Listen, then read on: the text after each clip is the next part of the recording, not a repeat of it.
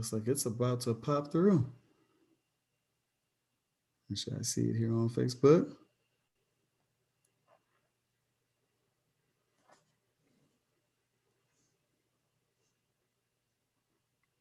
Oh yeah, look at that.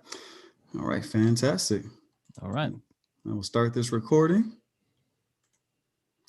All right, folks, welcome. Had an impromptu Facebook Live here, YouTube Live, impromptu conversation with Dr. Brent Lacey this afternoon, or this evening as it is here in North Carolina, here on the East Coast. But folks, I am Curtis Webster. I want to welcome you to the Dads Married to Doctors show, the Spotlight podcast, as it will be called when I get ready to relaunch this amazing podcast that we've had and be able to showcase amazing members from our Dads Married to Doctors community, as well as folks that are just professionals and experts in their fields of endeavor. So, Brent, thank you for joining me today. I'm excited to chat with you. Yeah, thanks for having me, Curtis. I'm pumped. This is gonna be fun. I'm excited, man. I'm excited. So, folks, they're in the group, actually public, all across our social. Y'all saw me send out the Scope of Practice, which is Dr. Brent Lacey's podcast that you started, just a few months ago, right? Last May. So we just I just published my 50th episode or so. So Nice, yeah, man. just 7 months, 8 months, something like that. Time flies, and you've been busy. You've been really making it happen. So you've got a phenomenal podcast, and I know, especially on today, National Women Physician Day. Trying to make sure I get it right there. Celebrating National Women Physician Day. I know this whole month you're highlighting women in medicine. I know you've had some phenomenal guests on your show, and we're going to talk about all that. We're going to talk about what led you to even creating the podcast to begin with, and your whole journey into that. But even before that, I want to bring the audience up to speed with those that don't know who you are and give you an opportunity to introduce yourself. So, Dr. Brent Lacey, if you can tell us a little bit about yourself, who you're married to, and your DMD lifestyle. Yeah. So, well, thanks again for having me. This is really great. Well, my wife and I met in medical school, actually. So she's a doc and I'm a doc. So she was a year behind me in med school, and we met at her freshman orientation in medical school down in San Antonio, and just really hit it off, and started dating over the summer. And I proposed to her 5 months after our first date. And then, so flew down to Austin on Christmas Day and surprised her. And then we got married 5 months and 1 day after that. So I love it. It was awesome. It's kind of whirlwind romance. It was a good time. And now we're coming up on 14 years. This May will be 14 years. And it's been great. She stuck with me through Navy, through COVID, through 2 kids. And now we're just got out of the military last summer and joined a private practice group back here at home in Dallas. And so now we're here. We're just loving life, starting the new private practice, and just trying to take it one day at a time. It's good times. Dude, that's awesome. The whirlwind. I remember the med school days. My wife and I, we met undergrad. So just like you were talking about, we met at orientation day 1 of undergrad. So 20 years ago, 15 years married. So not too different than your story. Now, so y'all met in medical school. Did y'all both know you were going to go the GI route, or was that a conversation that happened after the whirlwind romance? No, it was kind of an evolution. So I figured out during my 3rd year that I wanted to do adult medicine. And she's always been really into kids. So we kind of knew from the get-go she was probably going to do peds. And so she went into pediatrics. I went into adult medicine. And my 2nd year of residency, man, I just fell in love with GI. I did my GI rotations and a couple others. And I came within a hair's breadth of doing infectious disease. I came really close. No doubt. It was a lot of fun. I loved my ID rotations. Well, and especially in the Navy, because we get to do a lot of really unusual stuff, right? So the Navy research stations are in Peru and Cairo and Ghana and kind of all over the world. So you get to do some really cool tropical medicine stuff. So I came really close to doing that. But ended up doing GI, just loved it, and she did too. So you can only imagine what our conversations at the dinner table are like.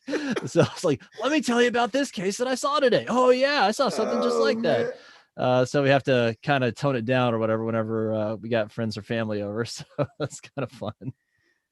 Dude, somebody in our Canadian DMD was talking about that one of the conversations they were having around the dinner table, and actually they were talking about GI, they were actually talking about hemorrhoids. And so, Yep. and he was like going through the conversation, kids sitting there and this was actually at breakfast.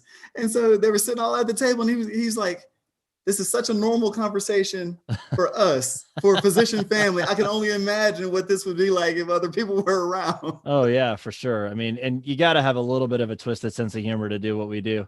I mean, just you got to be a little bit weird. Oh man, I love it. I love it. So with the military, I heard you talking about Navy, and speaking of which, thank you for serving. That's phenomenal, man. Did you do military first, or did Navy come afterwards? So I went to medical school on a Navy scholarship, actually, Okay. and then did all my post-grad training was all at the Naval Medical Center in San Diego, Okay. and then did my tours after that. Wow, man.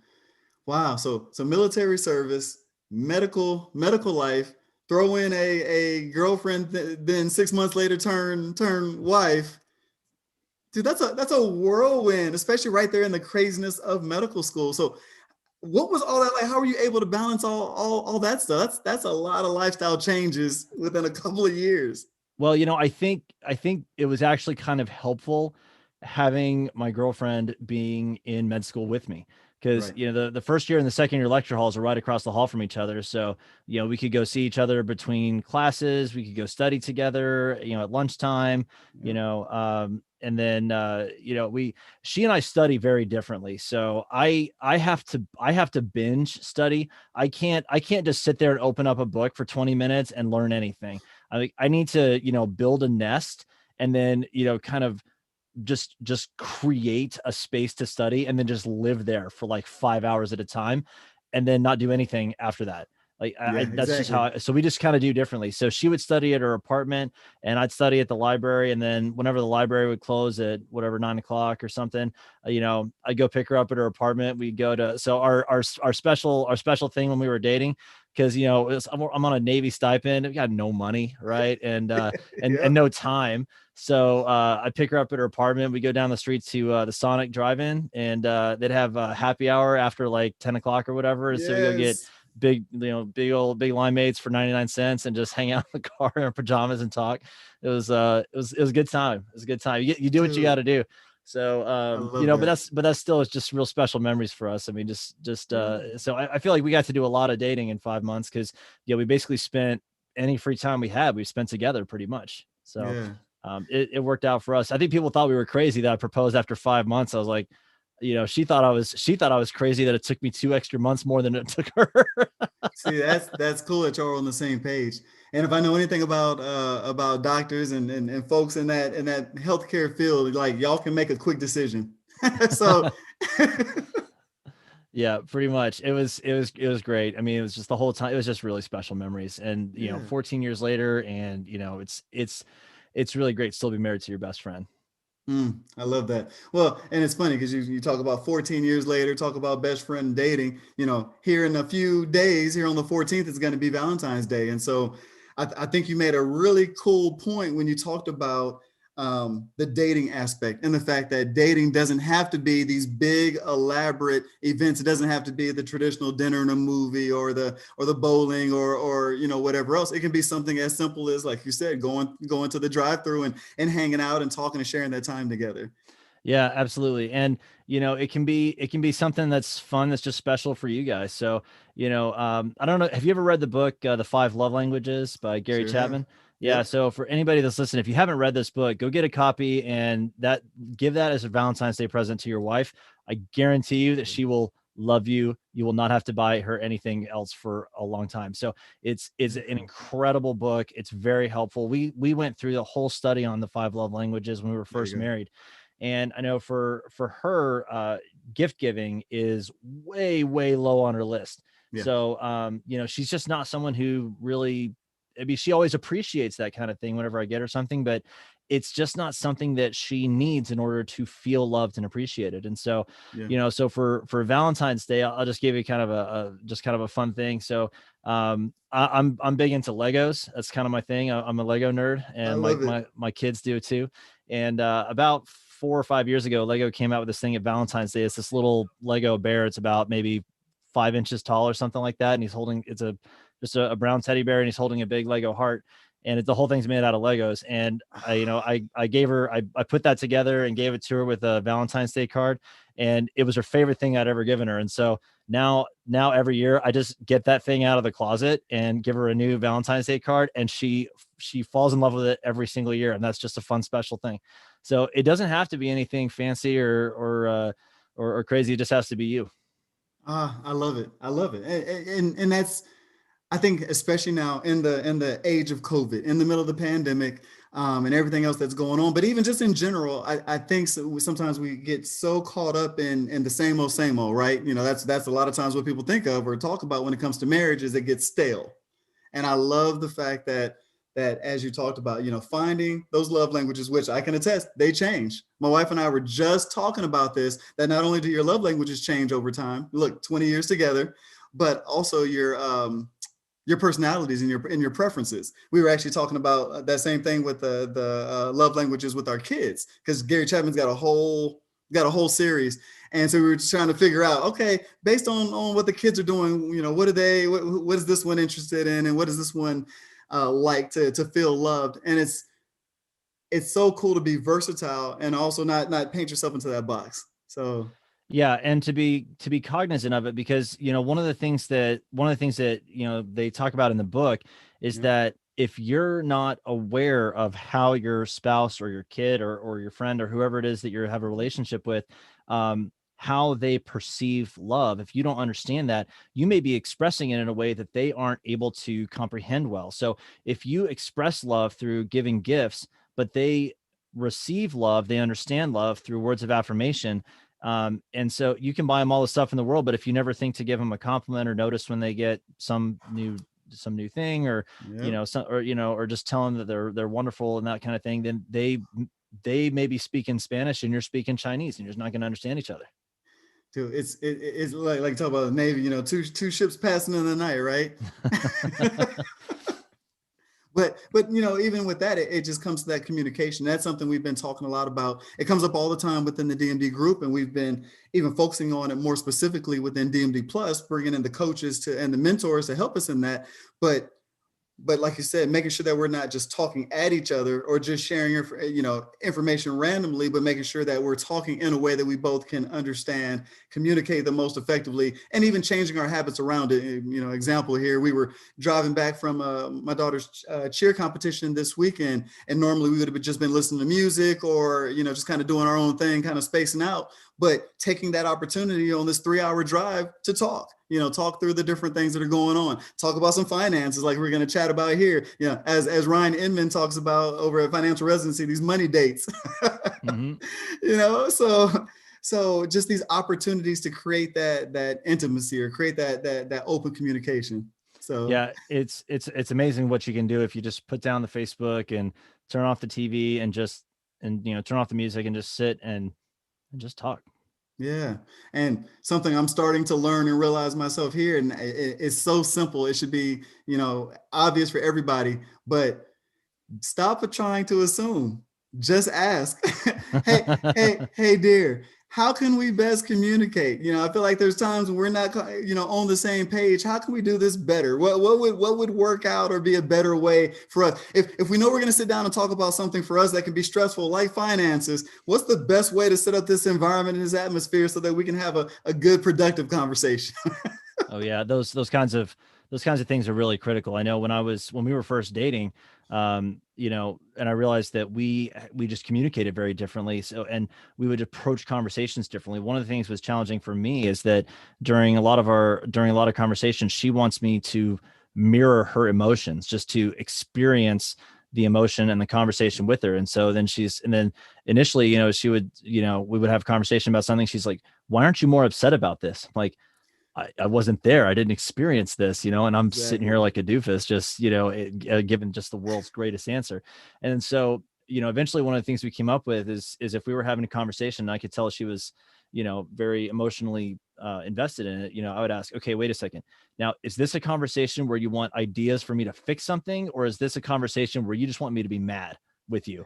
She's like, "You need to be mad." I was like, "Good, I'm ready. Let's do this thing." And then I can start. Then I start pulling out see, I told you she's crazy. I guess I get ready. Dude, I love that. But but that emotional awareness and it's funny because I would feel like I was supposed to be the mind reader. Like I was supposed to kind of assume what she would want in that moment. And of course, typically I would assume wrong, trying to always fix the situation like most guys. But I love the fact that you would ask, you know. Well, it just became easier, and we came up with some different, we called them catchphrases that we could Yeah, invoke that would really diffuse a lot of tension. So it's good. if one of us was upset about something that either the other had done or had not done, or had said wrong or something like that, we would use the phrase, "I feel unsettled about something." And Mm, that was a way for us to say, instead of saying, like, instead of just it puts it all on me, right? If I say, "Hey, yeah, I'm unsettled about something," that's me not feeling right. That's not, "Hey, you're doing something wrong." It doesn't put the other person on the defensive. And so just having some of those deliberate conversations, whether it's around, family or parenting or where you're going to travel, or money or whatever, yeah. being very clear and very direct, I think is really important. Too. I love that. I love that. Along those same lines with, you're talking about the five love languages and talking about this open communication. And I know you're an avid reader. I know even on your website on the scopeofpractice.com, you even have a reading list that people can download. Are there other books around communication or around, marriage and some of these concepts that you would recommend or that you found useful? Oh golly, all of them.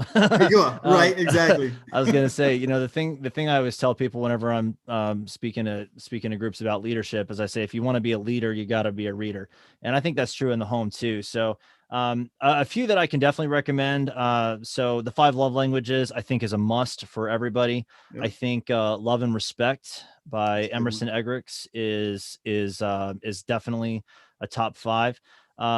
Another one that I think is really valuable for I think is really valuable for women to read as well as men, is a book called Wild at Heart, Yeah. by John Eldridge, right? Eldridge, yeah. Uh-huh. And Yep. so that book was transformative for me. I read that when I was in either late middle school or high school. I can't remember. Yeah. It's been a long time now, but it was incredibly transformative for me.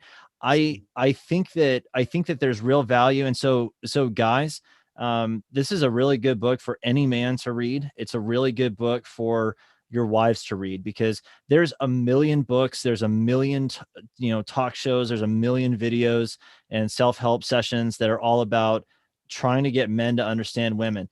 And I do think that's important. And I do think that we generally are not adept at it. And so having that content out there for us to consume is valuable.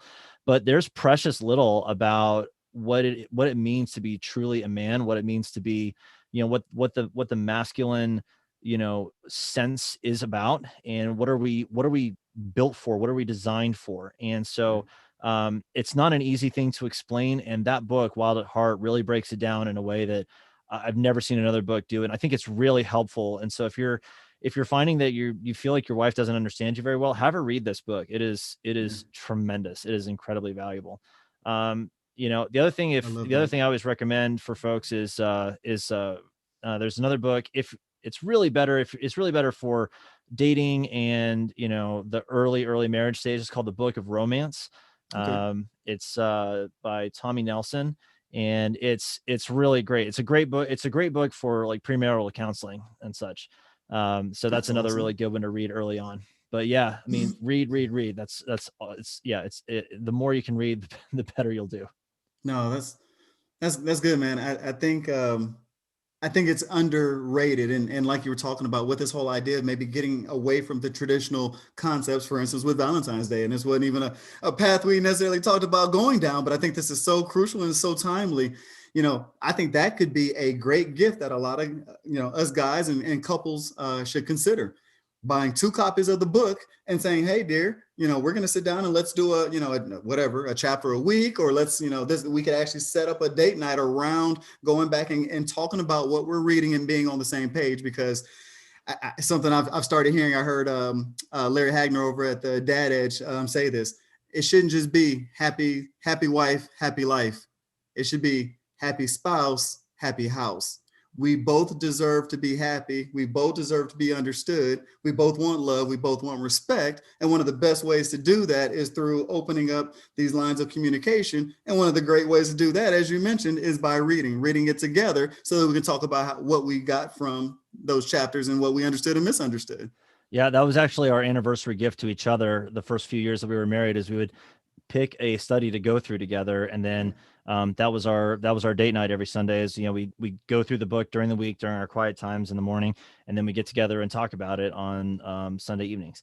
And that was really, so like our very first year that we were married, our first anniversary, we did Love and Respect. And then I think when we were dating, I think we did Love Languages. So yeah, oh, that's huge. It's great. Dude, I love that. I love that we went down this path. And like I said, I think it's so timely. The, also with those books, especially those particular books, some of them have a deeply Christian or religious tone to them, and reference some scriptures in a few areas. But what's amazing is whether you're a Christian or not, they still have some great principles and some great things. So I would encourage you to still take a look at them, whether you believe some of the other aspects of it or not. Yeah, absolutely. And so, anytime you're reading anything from anybody, there's going to be something that you can glean from it, even if you don't take it all in. And certainly, certainly the more of that kind of thing you can expose yourself to, the better. And especially if you bring your spouse into it and show him how committed you are to the relationship. I mean, that depth of commitment is the thing that's going to speak the most volumes. I love it. I love it. I think these are some of the things that we forget about. People talk about how much relationships change from dating to marriage, or the spark kind of ends in marriage. And I think the challenge is we stop doing some of these things that we were doing beforehand, trying to learn more about each other, trying to grow and develop, right? Yeah, no, I think that's true. And, over time, that initial, passion, romance does fade. I mean, that is the norm, and that's okay, because it needs to be replaced by this permanent companion, unconditional type love, which is very different, but just as great, and is the thing that will actually last for you. So it's that you get that bonfire, right, of the the passionate love that you have at the beginning, and then you have just the campfire that just warms the home, that cooks the food, that provides, that protects, that is what's going to last you for the next 50 years. I mean, I saw a couple today when I was when I was in clinic, and it was so funny. So this gentleman had been in the hospital with a bleeding ulcer about 6 weeks ago, and he's coming here and he's doing fine now. So I said, so how you doing, sir? He's like, I'm doing good. I've been married for 61 years to this lady right here. I was like, that's my man right there. I was like, I want to be you. I want to be you in 50 years. No, man, I love that. That's key. Oh man. Yeah, some of those foundational principles, and I think we all need those reminders. We need to get back into some of those key habits. So speaking of habits, let me ask you this, and whether it was some of the things you mentioned, like early on, recognizing that you both study a little bit differently and you need your own kind of studying space. And like we talked about, these things grow and change over time. You talked about y'all take some quiet time in the morning, or you have a kind of a weekly time of coming back together on Sundays. Are there other kind of habits or other consistent behaviors or things that y'all have put into place or had at one point in time and changed that have helped to, especially as a dual dog, busy family, two kids under 7, 3 and 6, right? Mm-hmm, yep. Yeah. So are there some of these other habits that have helped you all to keep that relationship? I think one of the biggest habits that's helped is the habit of continuously revising and renewing our expectations. So we got into this habit when we were together in residency, that if I'm in the ICU for the month and she's in the NICU for the month, we just know we're probably not going to see each other very much. And so we sit down and we set that as an expectation. I said, I was like, look, these are the days when I'm not on call. These are the days when you're not on call. Let's try to plan something. Let's try to plan some time that we can spend together. But we may need to be prepared that we're both going to be super tired. We're probably not going to have a lot of time to just to go out and do stuff. And, but next month is going to be better because we're on these other rotations, and we'll make it up. And so, but sitting down and renewing our expectations. So for example, when we got out of the military, we sat down and, we spent some time saying, okay, well, what's it going to look like?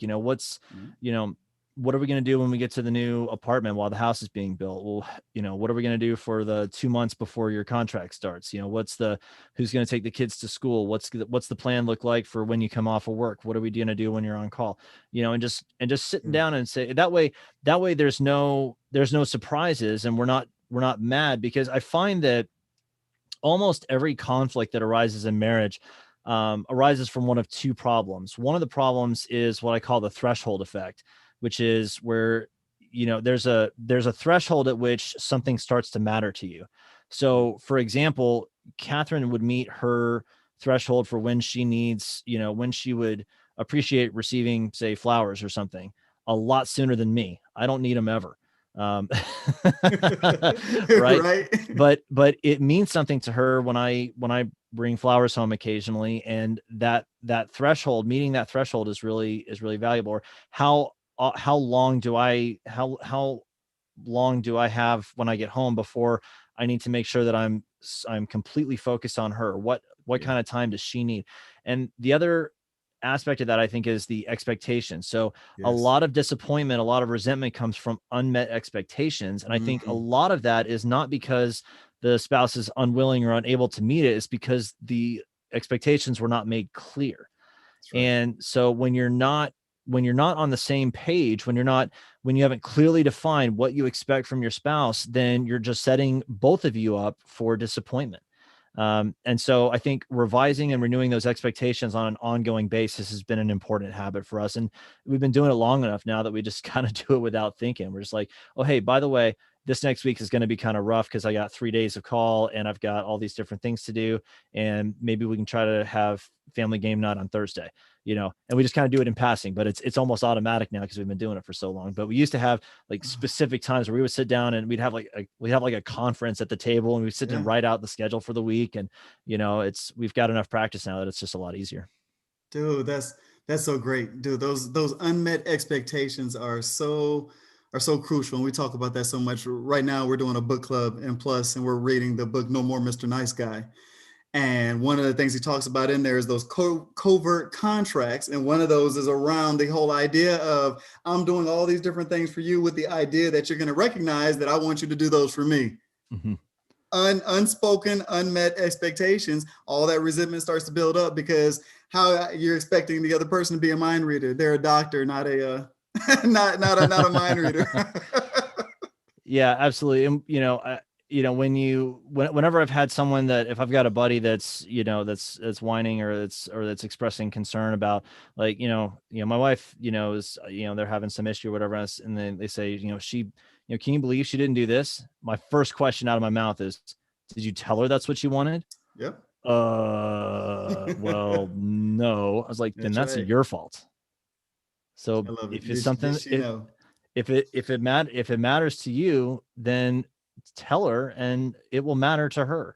I mean, if you marry the right person, it's not because they don't want to love you or show you the kind of need, like meet your needs or try to serve you the way that you need to. Exactly. It's that they just don't know. So tell them.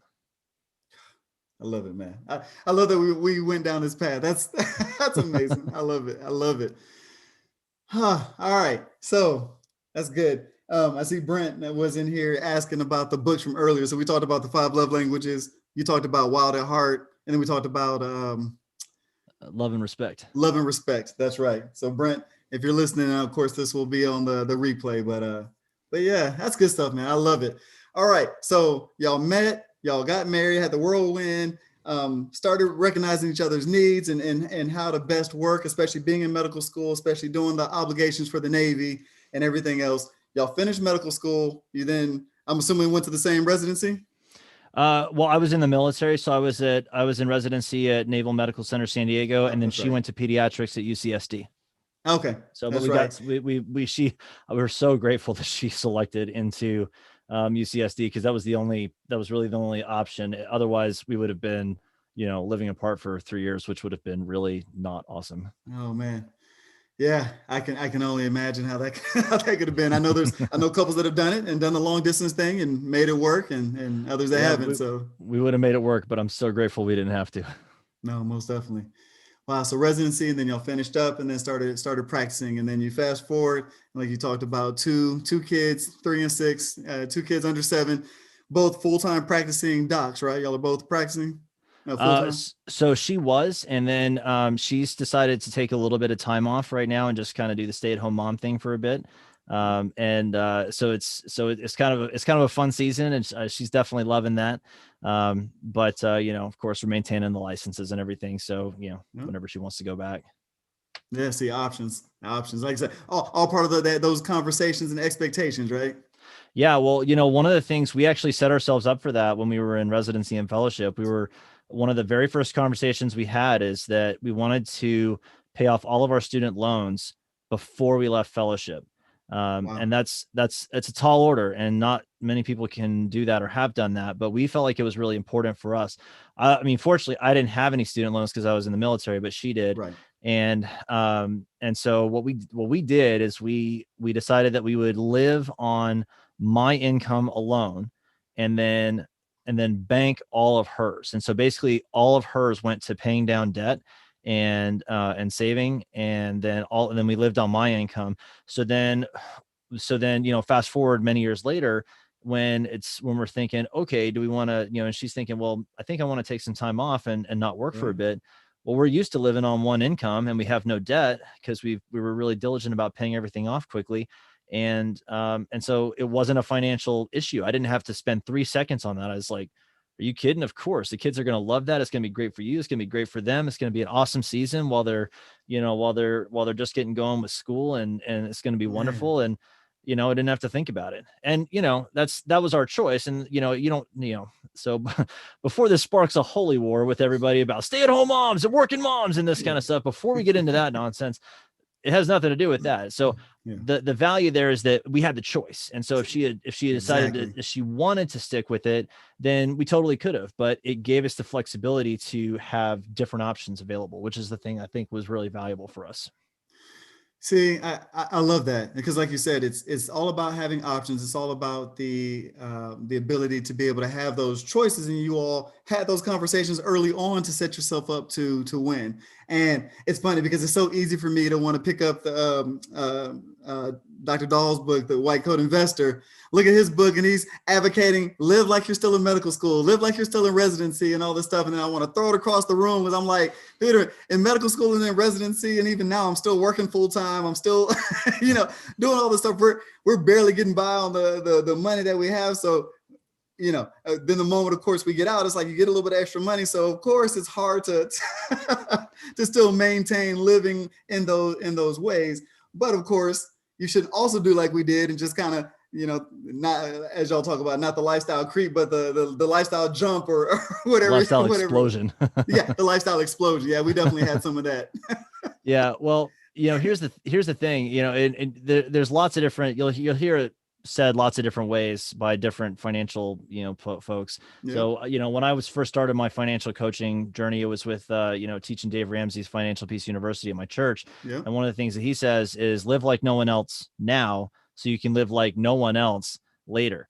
So, you're making the sacrifices now in the short term, right, to reach the long-term goals. So yeah, is it weird? Is it hard? Is it challenging? Yeah. Is it, but normal is broke and $500,000 in debt coming out of residency and not having choices and being stuck in a job you don't like so that you can qualify for the public student loan forgiveness program, which may or may not exist in 10 years. That's right. Normal's kind of awful. So I'm not a fan of normal. I'm a fan of weird. I'm a fan of bucking the trend. So, so that's what we chose. And I've worked with lots of folks that have done versions of that, or toned down versions or scaled up versions of that. Yeah. And I tell you what, there is no substitute for having choices. There is just nothing better than having flexibility and being the master or the mistress of your own destiny. Dude, that's amazing. So I know on your podcast on the scope of practice, I know you talk about a lot of these different topics, and you bring in different doctors and different folks, and y'all cover all kind of aspects of of medicine, especially from a financial perspective. So let's go and jump into the podcast. And what was your motivation behind starting the podcast, and what was it that you were looking to accomplish, and the audience you were looking to grow through starting the scope of practice? Yeah. So, well, it started off, like I said, teaching Financial Peace University at my church. And then I started getting asked to do some talks at the hospital, like for the OR nurses and then the residents and the students. And I would get asked about, the same 5 or 6 questions pretty much every time would come Yep. up. It was just kind of this recurring theme. And I remember thinking, it'd be cool if I had a blog or something somewhere where I could just write all this stuff down and point people to it. And then one day I thought, hey, why don't I have a blog that I could just write some of this stuff down? so, Right. so about a year and a half ago, I sat down and just wrote out a whole bunch of articles on, finance and saving and budgeting and setting goals and, investing and things like that. And then just put it out there as a blog to start using. And then, started building some traction with it. And just, and then I started thinking, well, how else could I get this stuff out there to people who need it? Cause, like you mentioned, there's White Coat Investor and a few other folks that are speaking into this space, but there's a lot of people that still need this stuff. That's And right. so podcasting was just kind of getting going. I mean, we're still very much in the early days of Hmm. podcasting, I think. I love to talk. So, I mean, like you're going to have to cut me off at some point, cause I'll just keep going for all night long. But decided that would be a fun thing to try. And so, got a microphone, started recording some interviews, and, it has been awesome. I mean, just getting to meet a lot of folks, some superstar docs, some just amazing people that are talking about their journeys. And, one of the things I think is most inspiring is, you start hearing some of these journeys. Like I just had a interview, for example, with Dr. Nee Darko. He does Docs Outside the Box, Uh-huh. and he's talking about his, him and his wife and how they paid off like close to $1 million in debt from when they came out of school, and some of the sacrifices they had to make. And I'm sitting here going, man, if he can do it, why can't you? Why can't I? Right. So Yeah. it's inspiring. I love hearing these stories from folks. I think that's one of the most amazing parts of having a podcast or listening to podcasts, is like, or even just reading books, as you were talking about earlier, is just realizing that there's other people that are in life where you want to be. There's somebody that matches your story. So you can't sit there and say, okay, well, no, nobody has it like I do. The whole reason why we're talking here, dual physician family, young kids under 7, made a commitment to getting out of debt, paying off the loans and all that kind of stuff, and being able to buy back time, being able to create these freedom options. And like you said, if they can do it, I can do it. There's somebody that can match your lifestyle. So that's awesome, man. I love it. Yeah, it's great. Well, and I think it really starts with having just having some open conversations, and just Yep. being willing to communicate openly about some of these things, and being willing to be vulnerable with your spouse, and sharing what you really want, and being open to hearing what they want. And then just hashing it out. I mean, it's challenging, it's messy, but it's that's the good stuff. No, that's good stuff. So like I said, and as we go and wrap up here, with for those that haven't quite been able to get on the same page about our expectations, or where we want to go in terms of, especially from a financial perspective, and we know we need to do something. It's the beginning of 2021. We're in the process, or maybe some of us have already filed our taxes from 2020, and we're trying to make this year better than the last, especially amongst all the changes with COVID and so on and so forth. So where is the best place for for these physician families to start to get on the right financial path? Well, so I think a couple of things. Number one, I think it starts by just getting on the same page, and that means combining everything. So there's no, there's been a lot of talk in the last few years about, using the proper pronouns for identifying people. And when it comes to couples, there's only one pronoun that matters, and that's we. So Mm. there's no you and I anymore. It's we. And it's our money, it's our debt, it's our income, it's our life, it's our dreams, it's our hopes. It's us, it's ours. And I think that's really important that we we combine everything. So no separate bank accounts, no separate anything. Everything's combined. Everything's one. When the pastor married us, they said, he said, and now I pronounce you one, not congratulations, you have a new joint venture. Right. So it's like, we are one person. So that's the first thing I would say is we combine everything. Everybody knows exactly what's going on. We know how much the other person makes. We know how much we make as a family. We know what our debts are. We know what our assets are. We know what they're invested in. We just know everything about everything. So that's the first thing, is that everybody knows everything. I think the second thing is you start having some of those conversations, and you start having conversations about, where do you want to live? When do you want to retire?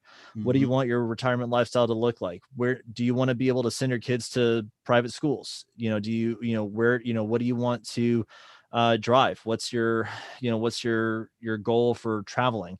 You sit down and have some of these specific conversations and start to dream together and decide, okay, what's going to be important to us? Set some real goals.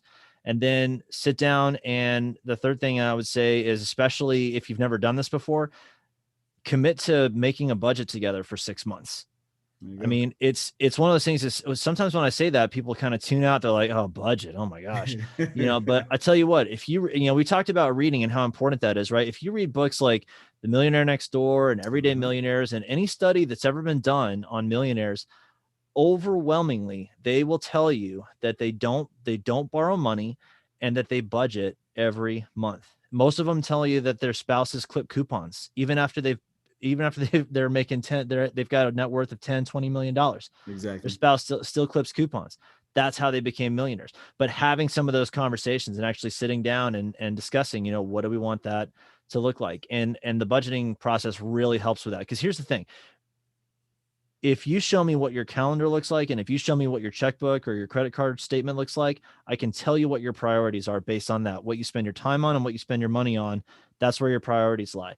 And if you and your spouse can agree on those two things, you by necessity have to agree on everything in your life, because money and time touch everything. It's like gas in the car. It's not the purpose of having the car, but it's required to make the car go. And so if you can agree on what you're going to spend your money on and where you want to spend your time, man, that's a recipe for success right there. Dude, that's, like I said, that's more than half the battle right there. Because most conversations, most of the fights and battles typically come back to either how time is being spent or how money's being spent, or the lack thereof of both of them. Yeah, exactly. And so just starting to have some of those conversations, I think is really, really important. And not to shy away from them. And so, and you don't have to solve everything at once, decide, if you've got 25 things that you need to figure out, pick one, have a conversation, come to an agreement, and then stop. And then just build on that success, wait till the next day and tackle the next issue. You don't need to have a week-long financial summit in order to get on the same page. Start with small wins, start with one thing at a time, and build on that success. You got a whole life together. It doesn't need to be solved by next weekend. Oh, and a financial summit. I'm sure Ryan and Chris and some of these other guys would love to have a financial summit. Man, I'm sure that we'll put that together at some point here soon. Oh yeah, I was gonna say I can only imagine. So let me recommend, guys, don't feel like you need to bring spreadsheets on dates. My wife supports me in that because she loves me. And I have talked to guys that have told me that they have tried that and it didn't go as well. So don't feel like you got to get all nerdy on stuff. It starts with just having some of those dream dates. What are those? What is it? What are your hopes? What are your dreams? What are you excited about? And then you get to, how do you get there? I love it. Well, and guys, I know this was kind of an impromptu live. So down the line, Scott and I are actually going to be bringing in budgeting. We're actually working on a collaboration with YNAB and some other folks, so that the guys will actually, you all will have these tools to be able to use and put some of these budgets together, so that when you're ready to start looking at spreadsheets or know exactly how much is going in each account, you have some ways to do that. And that's what it's all about. That's what I love about DMD. That's what I love about what you're doing with the scope of practice, is not just sharing the information, sharing the stories, but also sharing the actual hands-on resources, or even being that guide as you are with your business and life coaching, to help folks, go from A to Z, A to B to Z. Yeah, absolutely. And there's lots and lots of great stuff out there. So as a matter of fact, I actually put something together for the DMD guys just to help kind of along the lines of these conversations that we're having here.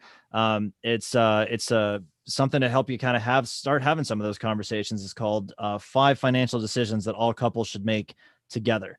And it's just a little short guide that walks you through 5 big decisions that you're going to have to make as couples, and kind of help coach you through how you have those conversations together. So it's free if anybody wants to download it. It's at thescopeofpractice.com/couples finances. So thescopeofpractice.com/couples finances is free PDF. You can download it and take that with you instead of your spreadsheets on your next money date. That's what it's all about. Keep that dream in front of you. Keep the dream alive. I love it, Brent. So, like you just said, people can find you at thescopeofpractice.com and then add on their couples finance. Yeah, this couples finances. So couples finances. Okay. thescopeofpractice.com/couples finances, and you can download that guide for free. And the website's got links to the blog and the podcast, and it's really going great. And we're gonna have Curtis on there sometime later this year, so definitely be looking out for that, guys. And I'll make sure to let everybody know when that's coming too. Oh man, that's awesome. Well, Dr. Brent Lacey, thank you so much for your time. I really appreciate it, man. This was a phenomenal conversation.